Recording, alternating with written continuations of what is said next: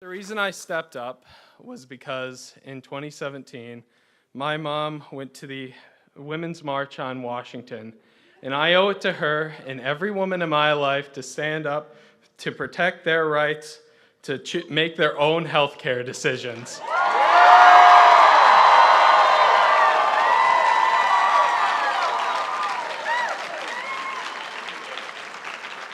We have a little more than 3 weeks to elect the first female president to the White House. And the only way we're going to be able to do that is by knocking doors. And we're in our get out to vote phase of the election right now, which means we're talking to Democrats like you. We're making sure that they know where to vote, who to vote for, how to vote, and most importantly, making sure that they're registered to vote. Because that way we'll be able to elect Democrats up and down the ticket this year.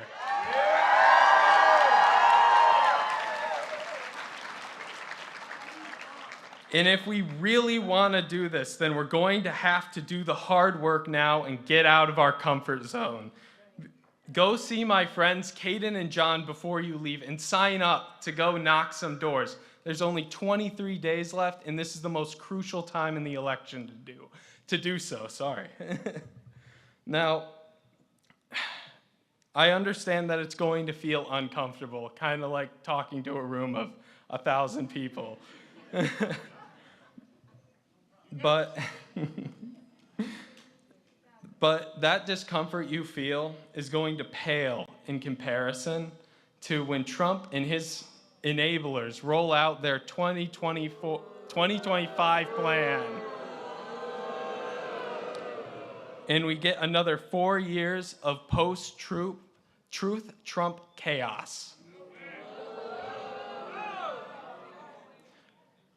I want to see everyone here at least signing up for one day to make a difference now. Now, without further ado, it is my honor to introduce a woman who has never been afraid to speak her mind, Representative Jen Hill.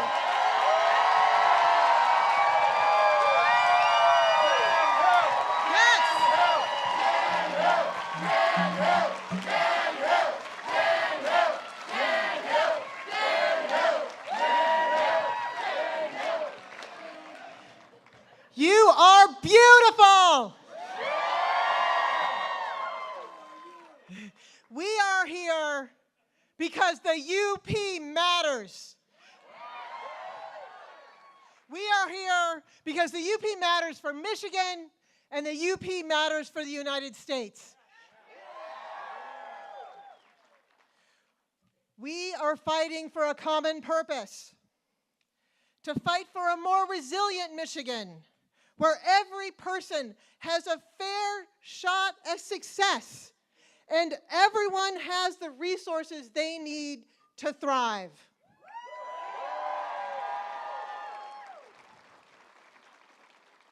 I believe in a future where no one is left behind and every voice matters. And we have heard the songs about these voices. Weren't the Make-Believe Spurs great? Those Union songs and John Prine. I grew up listening to John Prine. And because we believe in this same future and we want it to become a reality, we're going to need to work, like Aiden said. Now is the time. 23 days. And let me just remind you what's at stake. Because when we elected a trifecta for the first time in Michigan in 40 years, we were able to accomplish so much. Yeah.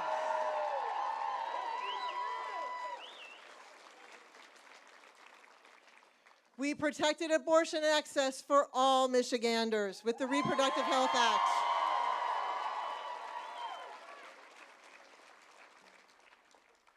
We removed that so-called right-to-work law and protected worker rights.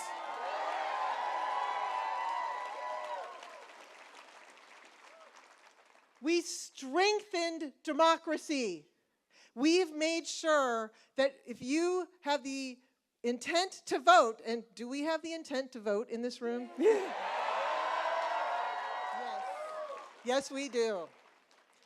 Our amazing clerks in the UP have taken on the 9 days of early voting, the absentee ballots, the day of voting on November 5th, and all of those votes are going to come together, and we are going to make our voices heard.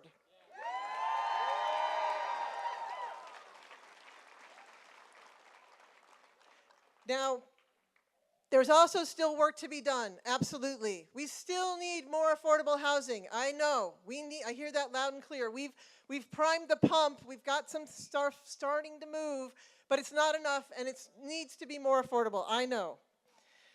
I know that we're still working on the costs of education. Whether you're going for a college degree, a certificate, you're going to go become an apprentice in a union, all those paths to success. We need to make those as easy as possible for people. We're working on that, but we're going to keep moving on that.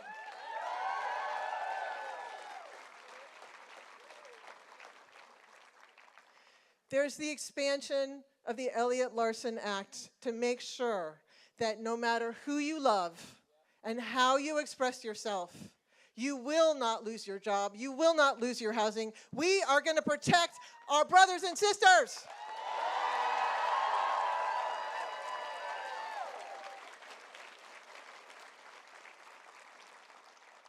All of those things that we have done in just the last 2 years.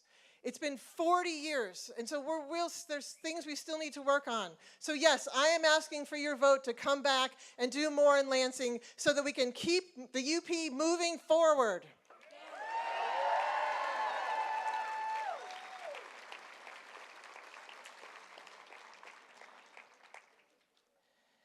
The Republicans are looking for any opportunity to regain seats in 2024, and they've targeted this seat. You may have seen the ads. Sorry about that. But we're not going back. We're not going back. We're not going back. We're not going back. We're not going back. We're not going back. We're not going back. We're not going back. All right. Got to save a little bit for the senator now, y'all. So, because you are awesome, and you are here, and I am so honored to get to bring to you, a hero of all of us, a man who has been fighting for the people for decades. Ladies and gentlemen, Senator Barry Sanders.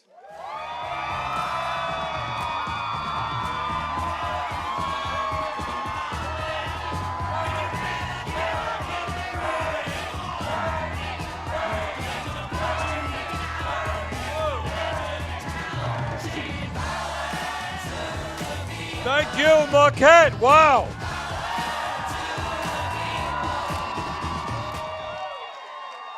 I didn't know that there were this many people in Marquette. Well, thank you all for being here. And Jen, thank you for the introduction. And let me cut to the chase. I am here to do my best with you to make sure that we elect Kamala Harris as our next president.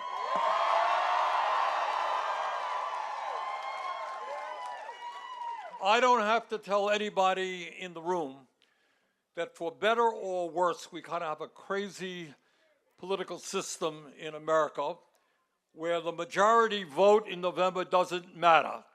What matters is the Electoral College. All right? I don't think it's a great idea, but that's where we're at. So in my state of Vermont, we think, and I hope and expect, that Kamala's probably going to win by 25 or 30 points. Which is why I am in Michigan. Because she's not going to win by 25 or 30 points here. It's going to be a very, very close election. It could well be decided by a few thousand votes. And as Michigan goes, it is likely the nation will go. That's the fact. Kamala wins Michigan, excellent chance she becomes president. Trump wins Michigan, excellent chance he becomes president. So your job, no, telling you the truth, that's what it's about. So your job in the next 3 weeks is to do everything that you can to get your friends and your coworkers and your uncles and your aunts and everybody that you can, drag them to the polls so that on the day after Election Day, we wake up with a smile on our face and we don't say we should have done more. Let's do it.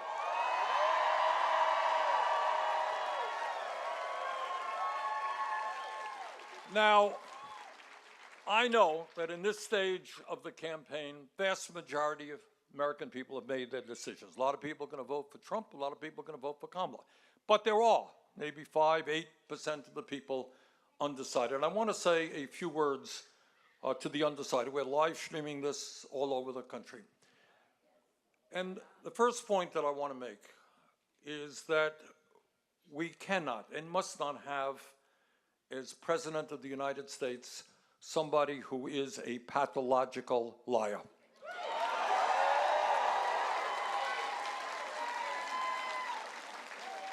And in an unprecedented way, it's never happened before, you have people like Mike Pence. Mike Pence, as you know, is Trump's vice president for 4 years. This guy's very, very conservative guy. He was out there running all over the country on behalf of Trump. Mike Pence knows Donald Trump. Mike Pence is not voting for Donald Trump.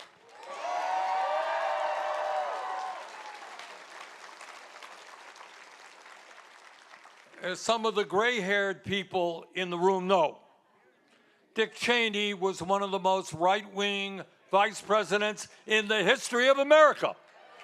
I have zero to do with Dick Cheney on any issues or with his daughter, Liz Cheney.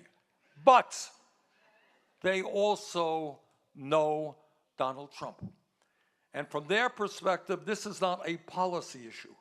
They understand that Donald Trump does not have the character, does not have the forbearance to be president of the United States. They are not voting for Donald Trump.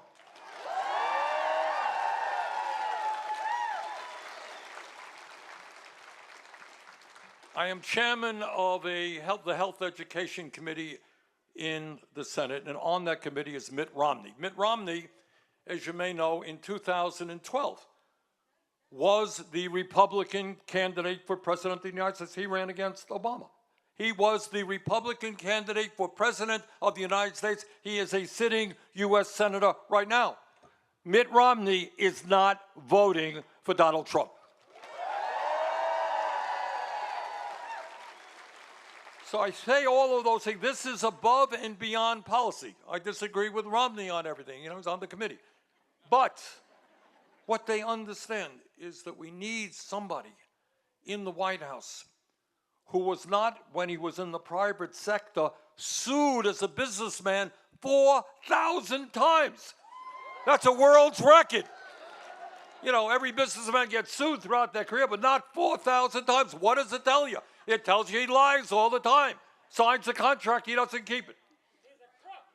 Among other things. All right. All right, the second reason, equally important. And again, I know, you know, people are conservatives. That's fine. That's a democracy. We all have different points of view. But too many men and women have put their lives on the line from Michigan, from Vermont, from all over this country, and sometimes died, defending American democracy.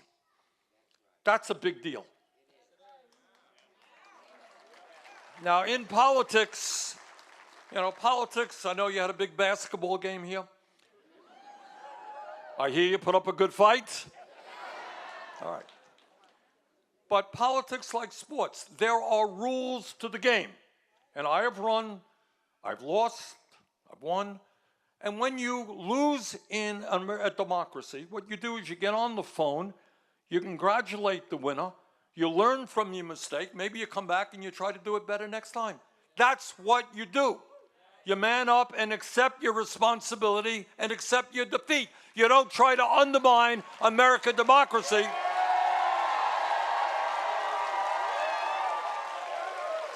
And foment an insurrection for the first time in the country's history which would undo the peaceful transfer of power in the United States of America. And again, I don't care if you're a conservative, or you're moderate, you're progressive, whatever you are.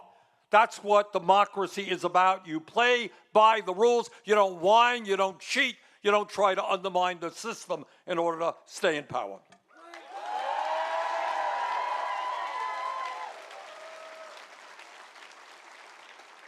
And when we talk about the issues in this campaign, everybody here is aware of what went on in Florida in the last few days, the massive amount of devastation that took place as a result of Hurricane Milton.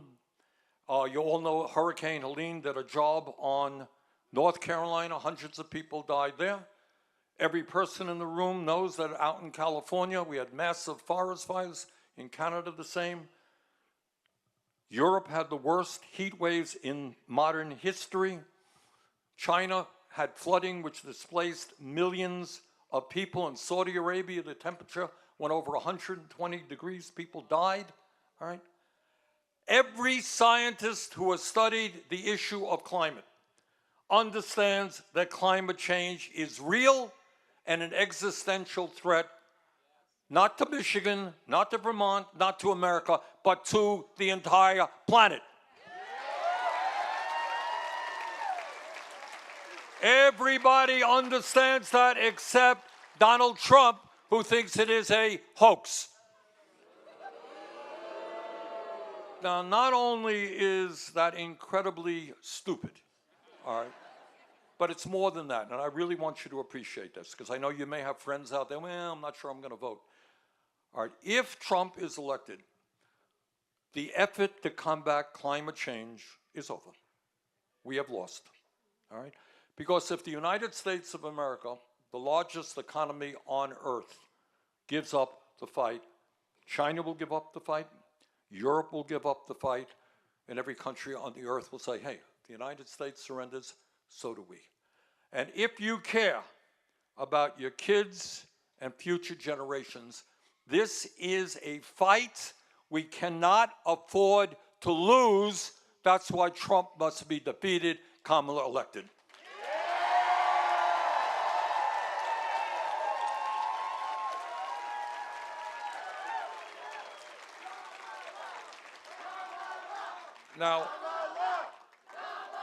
Now,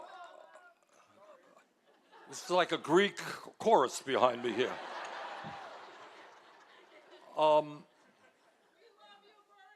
We love you too, thank you. And by the way, you know, I come from a state which is maybe the most rural state in America, and we got a lot of towns like Marquette. All right. In fact, you would be the second largest town in the state of Vermont. And we got a lot of cold weather. We got a lot of snow. So I feel very comfortable here. We got a lot of rain too. All right, but I want to say is, and I want to be honest with you here. I'm going to try to do what many politicians don't do, be honest for a change. And that is, look, there is a reason why I am the longest serving independent in the history of Congress. All right, that's what I am. And the reason is that I think over the years the Democrats have not done enough to stand up for the working class of this country. But I think the Republicans are far worse. Now, Kamala has come up with a number of important proposals, and I want to go over some of them. Do they go as far as I would like? No. And after she wins, we're going to sit down and have a nice conversation. But there's some really important proposals, and I want to touch on them. I've learned here that in Marquette, and certainly in my home city of Burlington, Vermont, and all across this country, we have a major housing crisis, all right? All right, and it's not just 650,000 Americans who shamefully are homeless. It is many people paying 40, 50, 60% of their limited incomes on housing. And if you're spending half your income on housing, you don't have a lot of money left over for anything else. One of the very first things that Kamala did when she became the Democratic nominee was to announce that she intends to help build 3 million units of affordable and low-income housing. That's a big deal. And equally important is right now, you've got these big private equity firms on Wall Street that are buying up half the world, and they're buying up a lot of thousands and thousands and thousands of housing units all across this country. And working with Kamala, we're going to make sure that they do not arbitrarily raise those rents that are hurting so many people.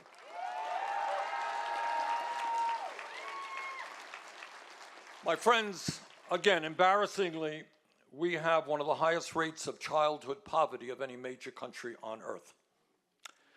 Through the American Rescue Plan, we passed an extension and an expansion of the child tax credit, which cut, just by doing that, cut childhood poverty by 40% over a 3-year period. All right? And what Kamala understands is if you are a working class family and you got kids, it is hard. It is very expensive to raise kids today. And that's why what Kamala wants to do is to make that child tax credit permanent so that every working parent in America will get a big boost in their ability to raise their kids. Now, in Vermont, and I suspect true in Michigan as well, in the midst of a severe health care crisis, we have a particular crisis in terms of home health care. You all know what I'm talking about?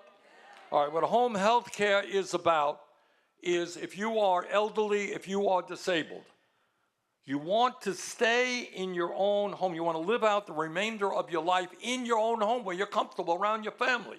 You do not want to be forced to go into a nursing home. Problem is, many people cannot afford the help that they need in order to keep the elderly or the disabled in their home. What Kamala wants to do, which is a really important idea, is expand Medicare to cover home health care.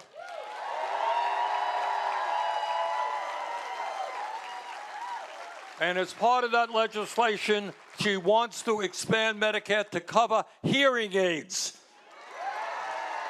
cover vision care and eyeglasses. Now, in the midst of a broken healthcare system, let me tell you one, and I've seen this, and I'm chairman of the committee, I've seen this and I heard about this. In America, if you can believe it, the richest country on earth, 25% of people who get cancer treatment, you all know how tough that is, fighting for their lives, 25% of people who get cancer treatment end up going bankrupt or depleting their financial resources. How disgusting is that? I mean, can you imagine? People are fighting for their lives. The last thing they got to worry about is the financial impact of their hospital care on the well-being of their kids and their parents. Kamala Harris and many of these people then go deeply into medical debt. They got hounded by debt collectors. I mean, we've heard horrific stories. I mean, I talked to a mother whose kid was literally on the operating table getting hounded by debt collectors. All right? Kamala Harris wants to end all medical debt in America.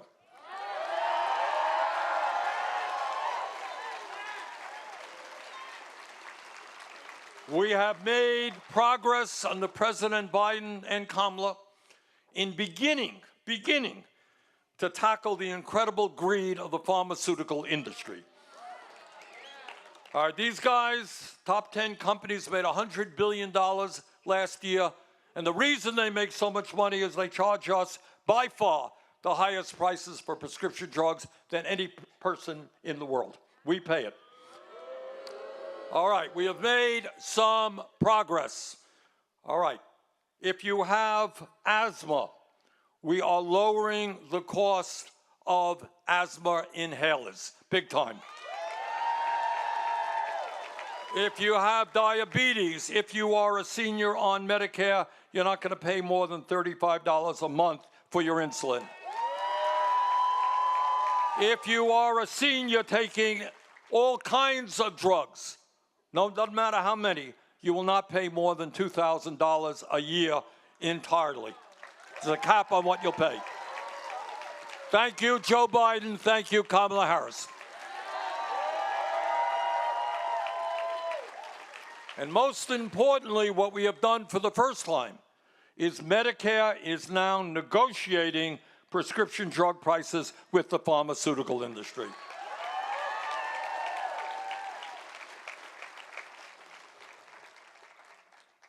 The American people, whether you're supporting Trump or Kamala or anybody else, American people are angry.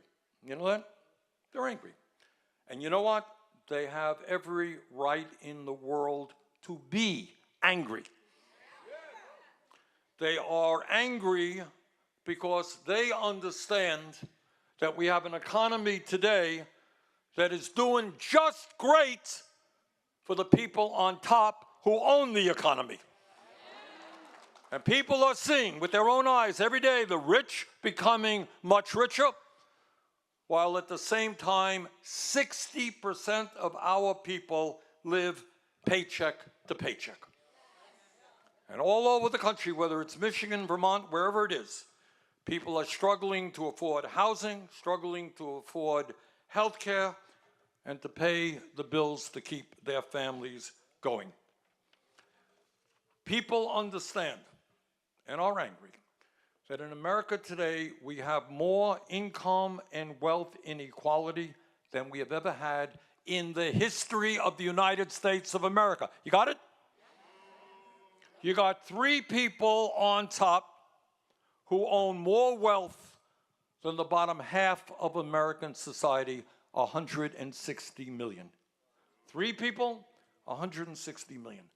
People on top have more wealth than the bottom half of American society. It is disgusting. It is shameful. And there are reasons why we don't talk about it. We're going to talk about it tonight. Today, top 1% owns more wealth than the bottom 90%. Since the implementation of Trump's tax breaks for the rich, 750 billionaires, 750 people, saw their wealth double, and they became $3 trillion richer. So in other words, today in America, you have the CEOs of large corporations making 300 times more than their average workers. Today in America, as a result of all of the power of the big money interests, and this is one of the important factors in this election, the effective tax rate for billionaires is lower than it is for nurses or truck drivers. You got large corporations making billions in profits who pay nothing or very, very little in federal income taxes. But it is not as bad as that is. That's not all in terms of where we are in the economy today. Today we have more concentration of ownership than we have ever had. You all know what I mean by that? What I mean by that is that in sector after sector, whether it is agriculture or transportation or financial services or healthcare or media, what you are seeing is large corporations swallowing up smaller entities and becoming even larger. And with that power, economic power, they can control not only how things are produced, where they are produced in the United States or in China, they also control the prices we have to pay. And one of the reasons, one of the very important reasons that inflation has gone up in recent years is that these very greedy large corporations are making record-breaking profits as they raise rates and costs unconscionably.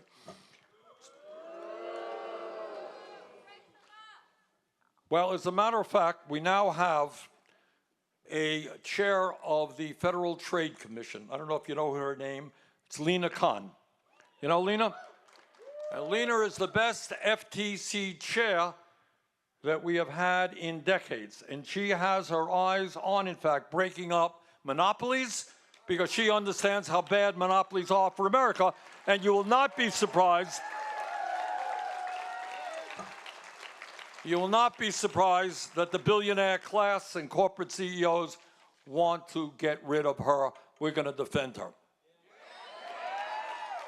Now, I want to tell you something else when we talk about the economy that you don't see in corporate media, and you're not going to hear discussed much in the floor of Congress.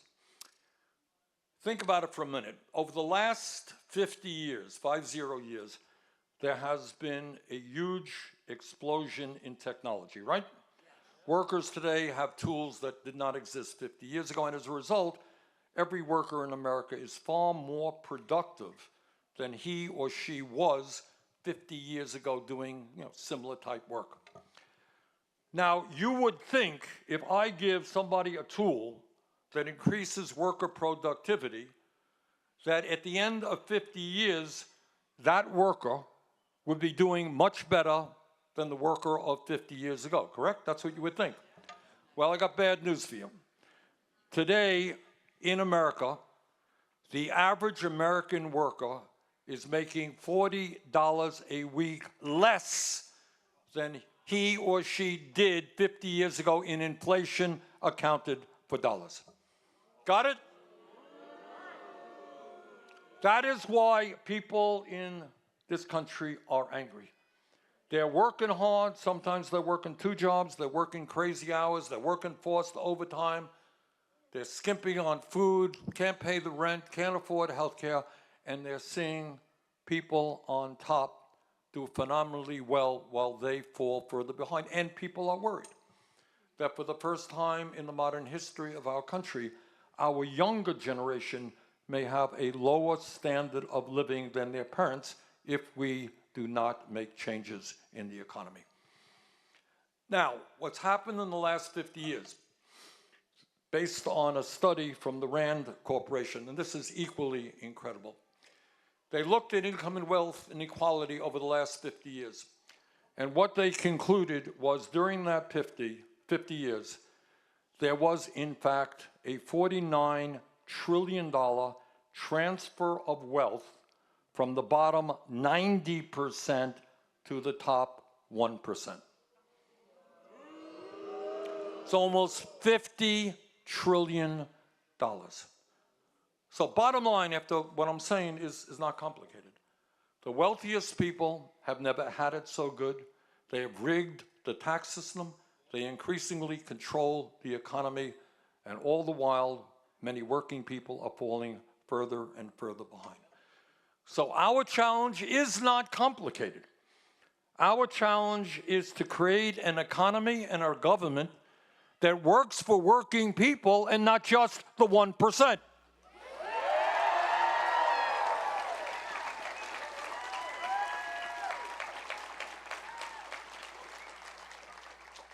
So our job, it seems to me, is to work as hard as we can in the next 3 weeks to elect Kamala, but to understand that that is not enough. That we need to build a movement in this country today that has the power, and this is not easy because I deal with this every single day in Washington, that has the power to take on billionaires who have unlimited wealth and unlimited power. They have lobbyists running all over Washington, D.C. You know why we pay the highest prices in the world for drugs? They got 1,800 well-paid lobbyists in Washington. 1,800 for 535 members of Congress, including former leaders of the Republican Party, Democratic Party, on and on. Wall Street is there. Big corporations are there. And they want more and more. This is what is so crazy. You would think somebody had $1 billion, they might relax a little bit. Enjoy, go to the moon or wherever they're going. Get on one of their spaceships. But that is really not, the sickness is, and it is a sickness. This greed is an addiction. People have drug problems, got alcohol problems, you got tobacco problems, you got food problems. They got a more serious problem. It is a greed problem. They want more and more wealth, and they could care less about the needs of their fellow Americans. That's got to end.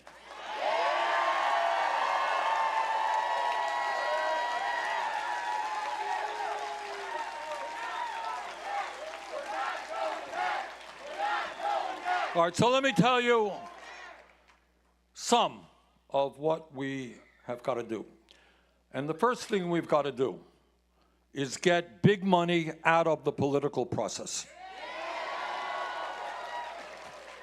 Now, if some of you are paying attention to the election, as we speak right now, in Michigan, in Pennsylvania, all over this country, zillions of dollars in advertising are coming in.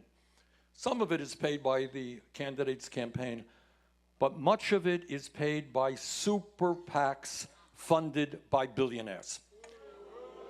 So not only do we have a rigged economy, you got a corrupt campaign finance system. What it's about, if you are a billionaire, you start a super PAC and you can put in as much money as you want. 10, 20, 30, 50.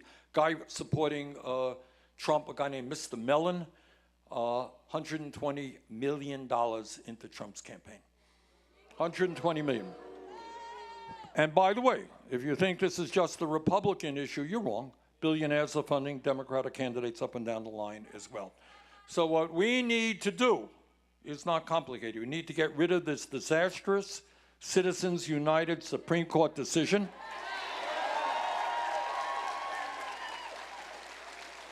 And move to public funding of elections. Billionaires should not be allowed to buy elections.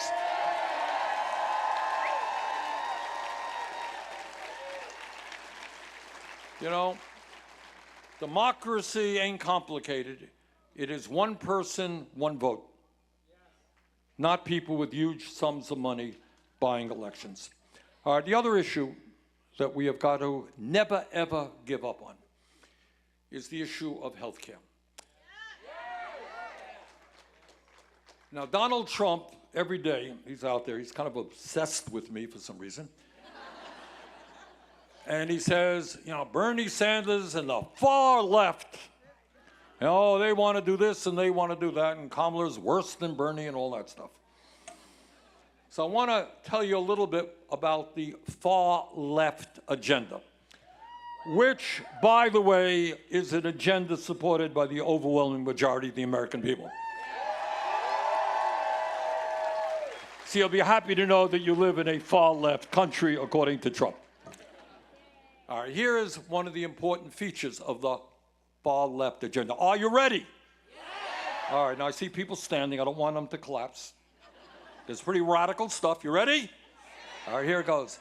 Health care is a human right, not a privilege. Oh, my God. All these far leftists here, you're extremists. Now, Donald Trump and his friends think that is extreme. I will tell you what, in fact, is extreme. What is extreme is that the United States of America today is the only major country on earth not to guarantee health care to all people. That is extreme. What is extreme is that we are spending twice as much per capita, $13,000 for every man, woman, and child, twice as much as any other country, yet we got 85 million Americans, including, I suspect, many in this room, who are uninsured or underinsured. That's extreme. What's extreme is that some 60,000 Americans die every year because they can't afford to get to a doctor when they should. That is extreme. What is extreme is we don't have it. After spending all of this money on health care, we don't have enough doctors, nurses, dentists, mental health practitioners, or pharmacists. That is not only extreme, that is crazy. So brothers and sisters, and here I just talk for myself, the United States must join every other major country, guarantee health care to all as a human right.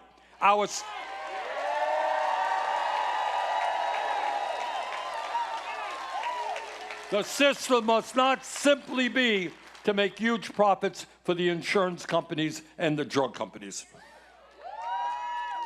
Brothers and sisters, when we talk about the economy, I'm embarrassed to tell you that the federal minimum wage is $7.25 an hour. And you know, I was thinking, yeah, that's terrible, but nobody really makes $7.25 an hour. I was in Texas a couple of weeks ago. There are people there who do make $7.25, and there are millions of people who are making $9 an hour, 10 bucks an hour, 12 bucks an hour, and I got news for you. Whether you live in Marquette, Michigan, or whether you live in New York City, nobody survives on 12 bucks an hour. And that is why we have got to raise the federal minimum wage to a living wage, in my view, 17 bucks an hour.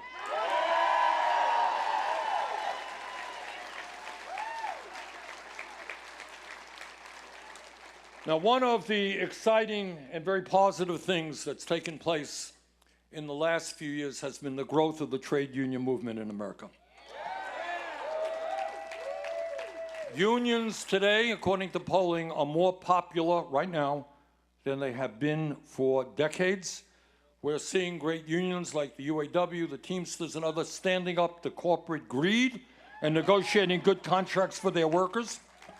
We're seeing young people wanting to join unions. And while all of this is going on, because working people understand increasingly, you can't do it alone. If you want a decent wage, decent benefits, decent working conditions, you need a union.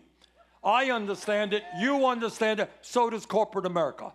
And what they are doing is pouring hundreds of millions of dollars into union-busting efforts. Their lawyers and their consultants acting illegally, because forming a union is a constitutional right.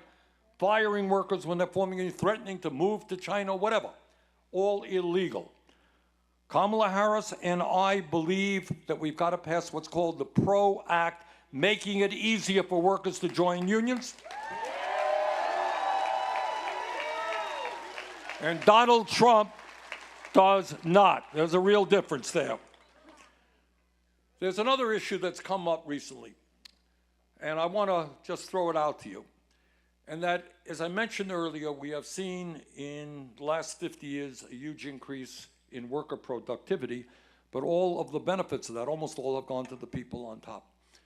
When the UAW was negotiating and winning its strike against the Big Three, they brought forth an idea which I thought was really interesting. They said, you know what, not only do we want better wages and better working conditions and a better retirement program, what they also said is we want to move toward a 32-hour work week. Now, people said, that is crazy, a 32-hour work week. Is it crazy? All right, think about it. If there is technology that makes you more productive, if you're producing more, who should benefit from that increase in productivity? Should it just all go to the CEOs and the corporations? All right, it's a good audience here. You know what's going on. All right, so all the UAW was saying, hey, we're producing more, we want to work less so we can enjoy our lives a little bit more.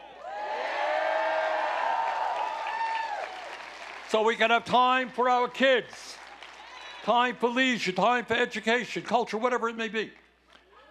And let me just mention something which nobody ever talks about. And I want to go into this one because it's really, really foundational.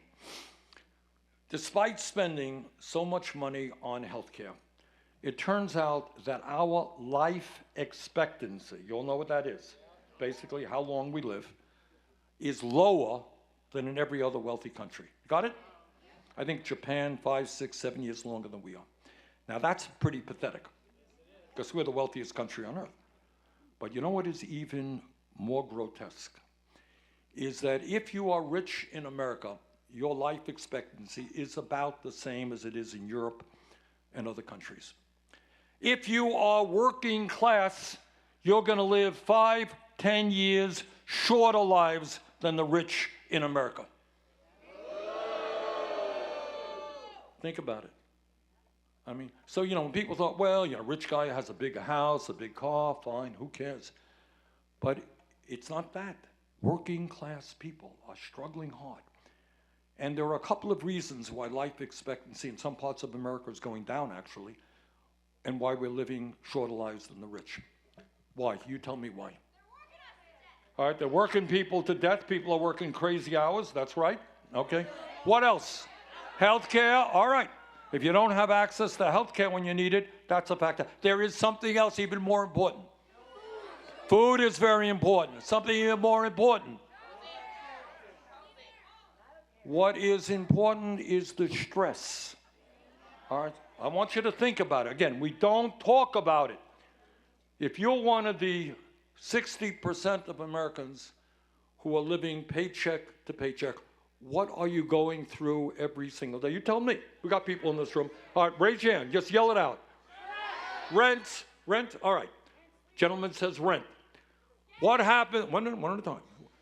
All right. What happens if your landlord raises your rent tomorrow and says, sorry, raising rent 20%? What do? They already did. All right.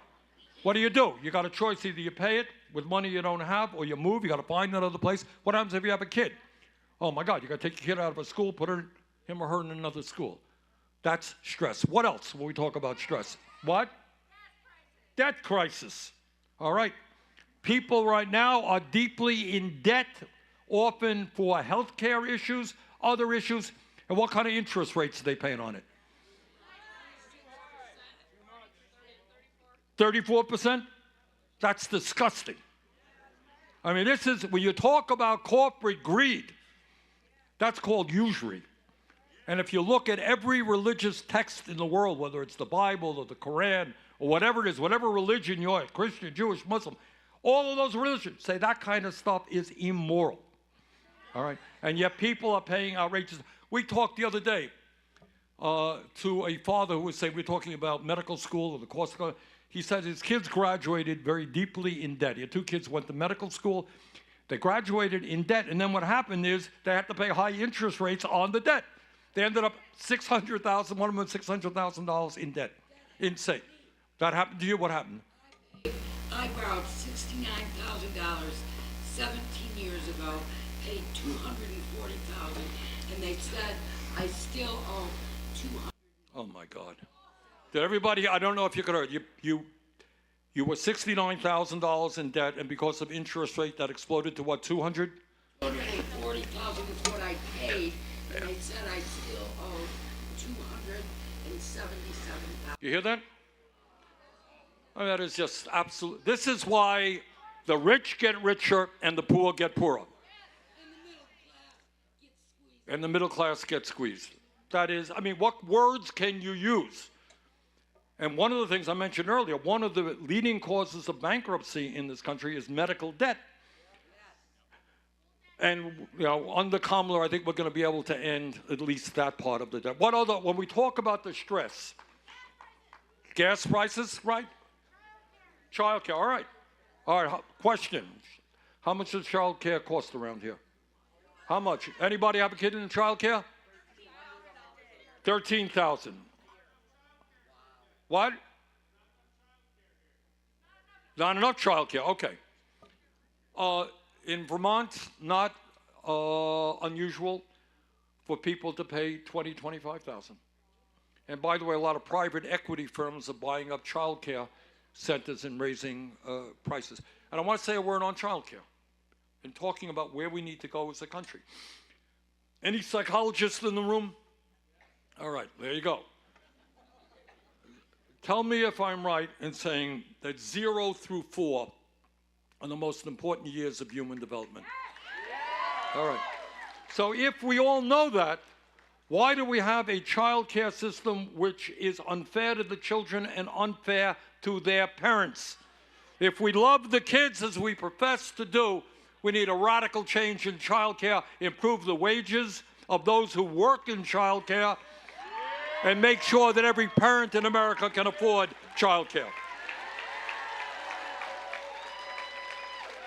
All right, so my point about this one, and thanks for your help, because you've given the answers here. Ordinary working people today live under enormous stress, whether it is debt that they worry about, whether it's the cost of housing with child care, you get sick, you can't afford to go to the doctor, all of that stuff weighs on you. And then if you have a job where you're working 40, 50 hours a week, on top of all that crazy schedules, people are seeing their bodies getting broken. And if you think stress doesn't affect your mental health, you are very, very mistaken. All right? So you live, and the point that I want to make over and over, and I hope everybody hears it, this is not a poor country. All right? This is the richest country not only in the world, but in the history of the world. We should not have to have working people, middle-class people, going through all of this pain. So where does it take us? Where does all of this take us? It takes us to two things. Number one, in the next 3 weeks, to work as hard as we can to elect Kamala Harris as president. Number two, and equally important, take the day off on Wednesday, or at least enjoy it, celebrate her victory. But understand that the day after her victory, we still have an enormous amount of work to do. We are taking, believe me, I am in Washington. I see it every single day. I see the greed of the insurance companies, of the drug companies, of Wall Street, of companies who would shut down tomorrow and move to China if they could make another nickel. All right? That's what we're up against. And they got a lot of wealth. They got a lot of power. They own the media. All right? But what we have is something they don't have. I don't have a PhD in mathematics, but I do know that 99% is a bigger number than 1%. And what they want to do, they know that too. They know it. So what they want to do is divide us up based on the color of our skin, based on where we were born, based on our sexual orientation, based on our religion, and we demonize. We have got to counter that, and instead of allowing them to divide us up, we've got to bring our people together.